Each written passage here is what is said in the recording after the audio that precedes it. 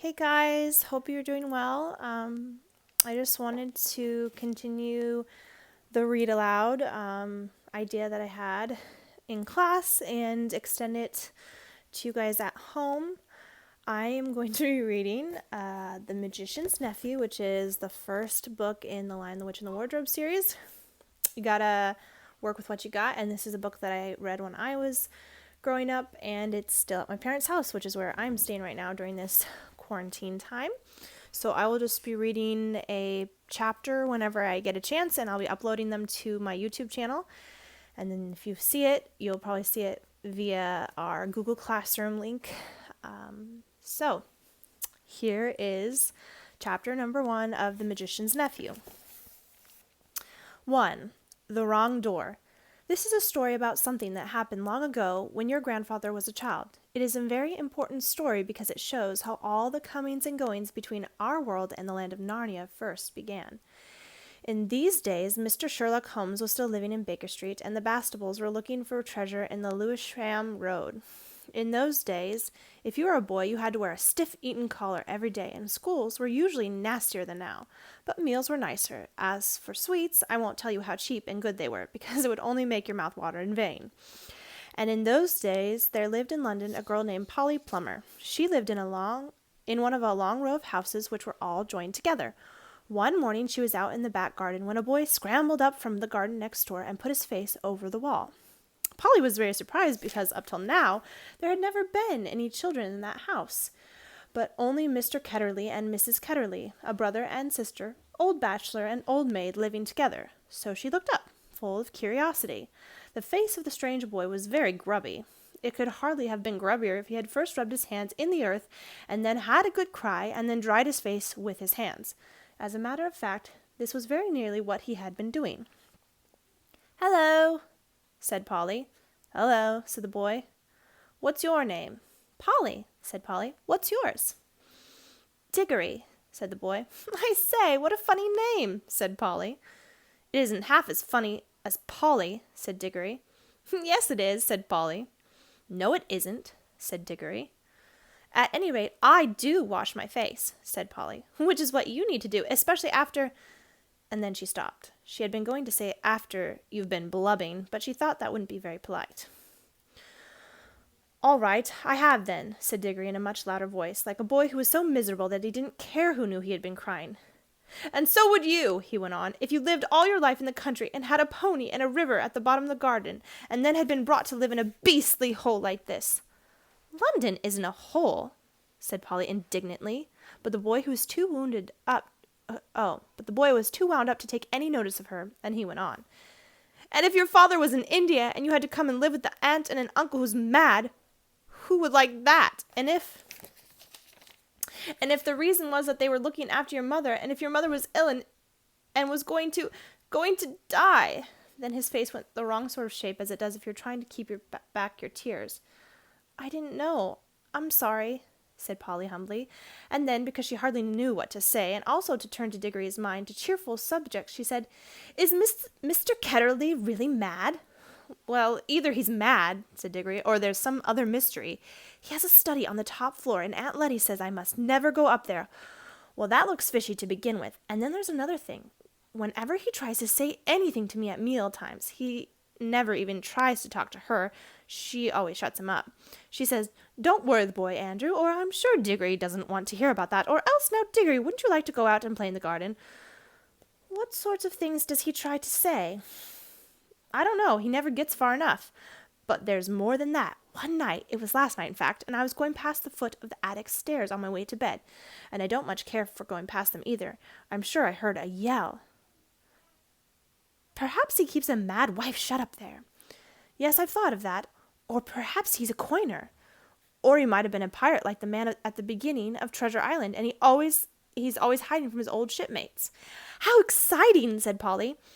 "I never knew your house was so interesting." "You may think it is interesting," said Diggory, "but you wouldn't like it if you had to sleep there. How would you like to lie awake listening for Uncle Andrew's steps to come creeping along the passage to your room?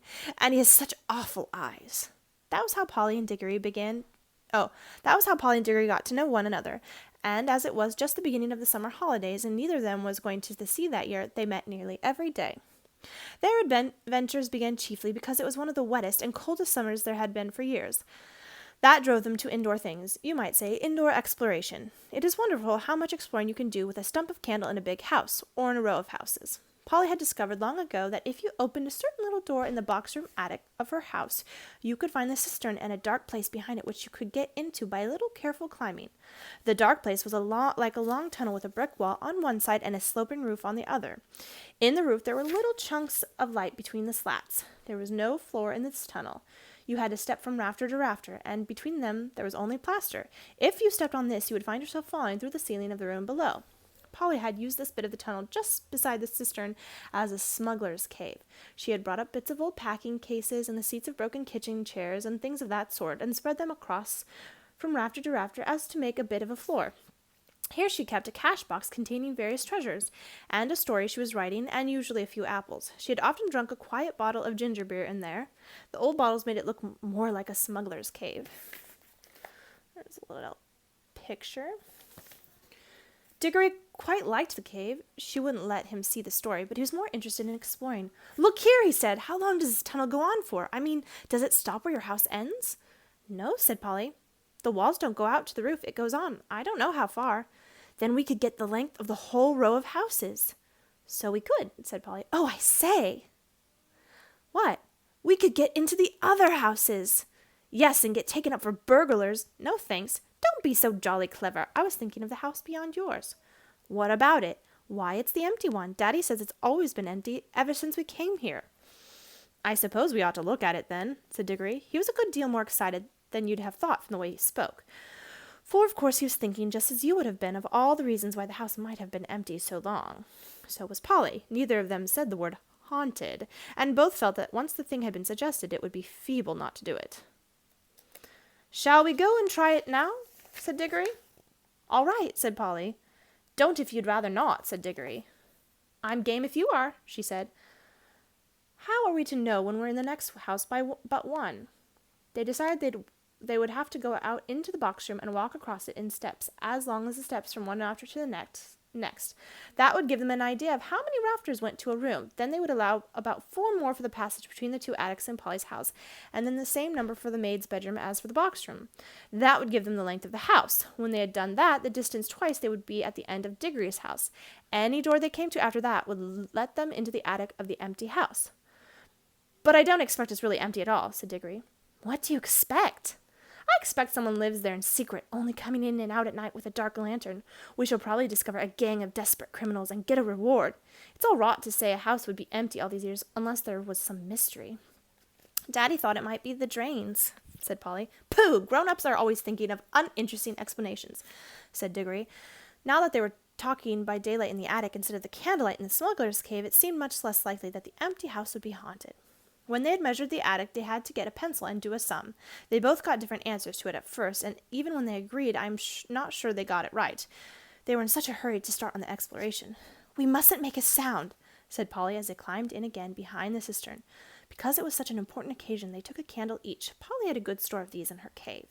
It was very dark and dusty and draughty, and they stepped from rafter to rafter without a word except when they whispered to one another, "We're opposite your attic now," or "This must be halfway through our house." And neither of them stumbled, and the candles didn't go out, and at last they came where they could see a little door in the brick wall on their right. There was no bolt or handle on the side of it, of course, for the door had been made for getting in, not for getting out, but there was a catch, as there often is on the inside of a cupboard door, which they felt sure they would be able to turn. "Shall I?" said Diggory. "I'm game if you are," said Polly, as she had said before. Both felt that it was becoming very serious, but neither would draw back. Diggory pushed around the catch with some difficulty. The door swung open, and the sudden daylight made them blink. Then, with a great shock, they saw that they were looking not into a deserted attic, but into a furnished room. But it seemed empty enough. It was dead silent.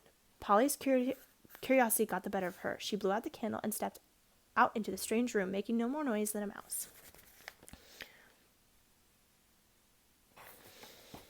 It was shaped, of course, like an attic, but furnished as a sitting room. Every bit of the walls was lined with shelves, and every bit of the shelves was full of books. A fire was burning in the grate. You remember that it was very cold wet summer that year. And in front of the fireplace, with its back toward them, was a high-backed chair. Between the chair and Polly, and filling most of the middle of the room, was a big table, piled with all sorts of things, printed books and books of the sort you write in, and ink bottles and pens and sealed wax and a microscope. But what she noticed first was a bright red wooden tray with a number of rings on it. They were in pairs, a yellow one and a green one together, then a little space, and then another yellow one and another green one. They were no bigger than ordinary rings, and no one could help noticing them because they were so bright. They were the most beautiful, shiny little things you can imagine. If Polly had been a very little younger, she would have wanted to put them in her mouth. The room was so quiet that she noticed the ticking of the clock at once. And yet, as she now found, it was not absolutely quiet either. There was a very, very faint humming sound. If vacuum cleaners had been invented in those days, Polly would have thought it was the sound of a hoover being worked along way off, several rooms away and several floors below. But it was a nicer sound than that, a more musical tone, only so faint that you could hardly hear it. "It's all right. There's no one here," said Polly over her shoulder to Diggory. She was speaking above a whisper now, and Diggory came out, blinking and looking extremely dirty, as indeed Polly was too. "This is no good," he said. "It's not an empty house at all. We'd better leave before anyone comes." "What do you think those are?" said Polly, pointing at the colored rings. "Oh, come on," said Diggory. "The sooner—" He never finished what he was going to say, for at that moment something happened. The high-backed chair in front of the fire moved suddenly, and there rose up out of it, like a pantomime demon coming out of a trapdoor, the alarming form of Uncle Andrew. They were not in the empty house at all. They were in Diggory's house, and in the forbidden study. Both children said, "Oh," and realized their terrible mistake. They felt they ought to have known all along that they hadn't gone nearly far enough. Uncle Andrew was tall and very thin.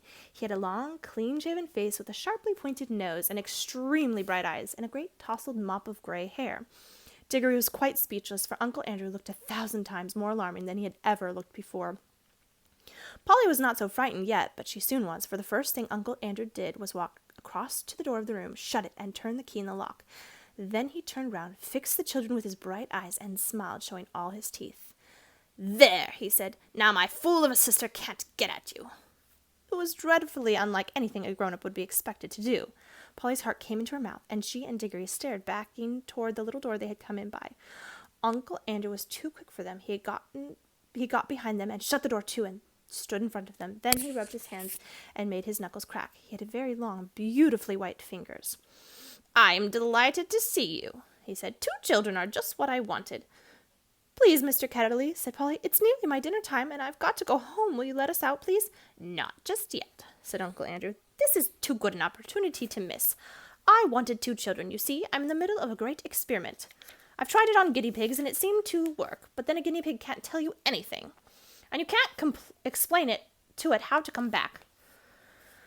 "Look here, Uncle Andrew," said Diggory. "It really is dinner time, and they'll be looking for us in a moment. You must let us out." "Must?" said Uncle Andrew. Diggory and Polly glanced at one another. They dared not say anything, but the glances meant, "Isn't this dreadful? And we must humor him." "If you let us go for our dinner now," said Polly, "we could come back after dinner." "Ah, but how do I know that you would?" said Uncle Andrew with a cunning smile. Then he seemed to change his mind. "Well, well," he said, "if you really must go, I suppose you must. I can't expect two youngsters like you to find it much fun talking to an old buffer like me." He sighed and went on. "You've no idea how lonely I am sometimes. But no matter. Go to dinner, but I must give you a present before you go. It's not every day that I see a little girl in my dingy old study, especially if I must say so. Such a very attractive young lady as yourself." Polly began to think he might not really be mad after all. "Wouldn't you like a ring, my dear?" said Uncle Andrew to Polly. "Do you mean one of those yellow or green ones?" said Polly. "How lovely!"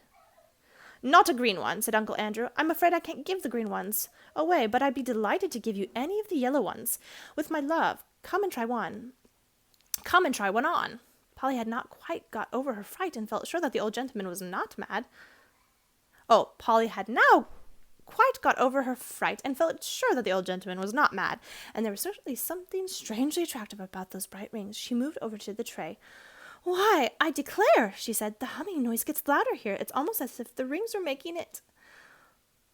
"What a funny face, my dear," said Uncle Andrew with a laugh. It sounded a very natural laugh, but Diggory had seen an eager, almost greedy look on his face. "Polly, don't be a fool," he shouted. "Don't touch them." It was too late. Exactly as he spoke, Polly's hand went out to touch one of the rings, and immediately, without a flash or noise or warning of any sort, there was no Polly. Diggory and his uncle were alone in the room.